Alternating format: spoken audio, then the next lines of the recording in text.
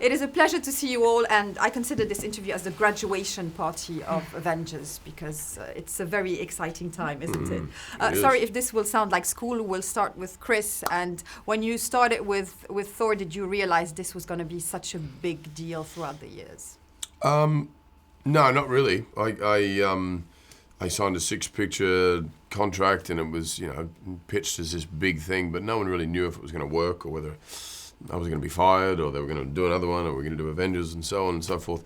But, about the time Avengers 1 came out, and that press tour in particular, I remember thinking, oh, wow, this is something that could go on for a long, long time.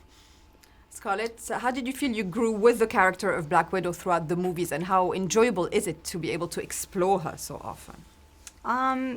Yeah, it's kind of a rare thing, I think, for actors, unless you're on a really popular TV show, to be able to come back and, keep kind of hacking away at this huge, kind of overwhelming person character.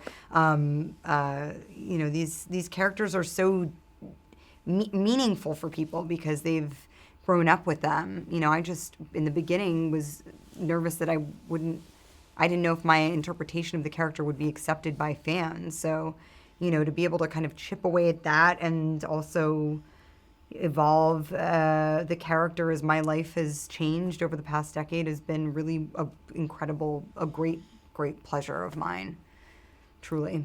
Yeah. Absolutely. Paul, when was the first time you realized that this was a Marvel Cinematic Universe? Well, when I worked on Civil War, that was really the first time I was like, oh, wow, Ant-Man's really in this. We had shot the first Ant-Man film. It hadn't come out yet.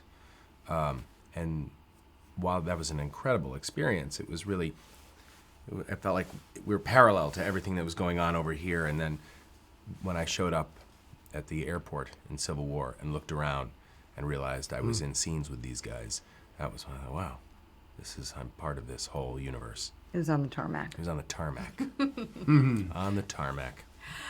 Chris, how have the fans informed the role for you throughout the years? You have obviously a huge amount of responsibility to, especially on the first one, to deliver, to those expectations and what people want to see and know from the comic books, and you want to tick all those boxes. So certainly in the first one, more so than ever, I felt that weight and responsibility.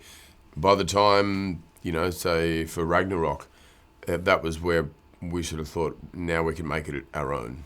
Like people know I'm playing the character and they've bought into the idea and they're on board. And so then it became just about sort of putting your own creative stamp on it, and you could do different things and it could be unexpected and different to what they may have seen in the comics. But they were, on the ride and with us and supportive. So.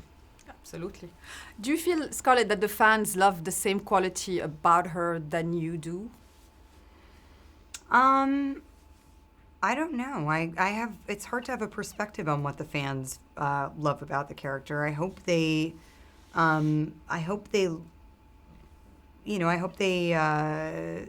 see the character for what she is, which is a very complex, kind of fully realized woman who, makes her own active choices and also, was grappling with her past. And, she comes from a place she's had a lot of trauma, and she's, she's working through that as best she can. And, she's a very multifaceted person, and I think her vulnerability is her strength, and that's what I like about her. Hopefully the fans see that too. I think they do. When I think Ant-Man, I think humor, and humor is very important to this franchise in general. What do you think about that? Well, I think that